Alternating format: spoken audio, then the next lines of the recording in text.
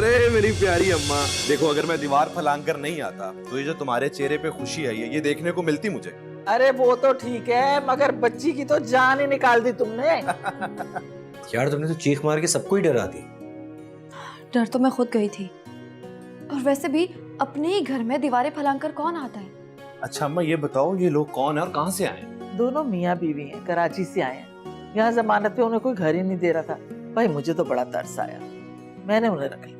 वैसे हैरत की बात है, लोग हैदराबाद से कराची जाते हैं और ये कराची से हैदराबाद आए। छोड़ो ना तुम इन बातों को, होगा उनका कोई अपना मसला।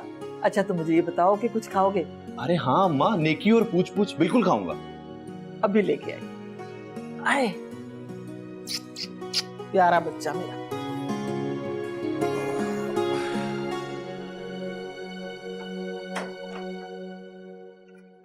अब्बा ये क्या कर रहे हैं आप? फरार के रास्ते बंद कर रहा हूं मैं। किसके फरार के? फिजा के। क्या भरोसा है उसका, किसी दिन भी रात की तारीकी में अपना मुंह काला करने के लिए निकल जाए।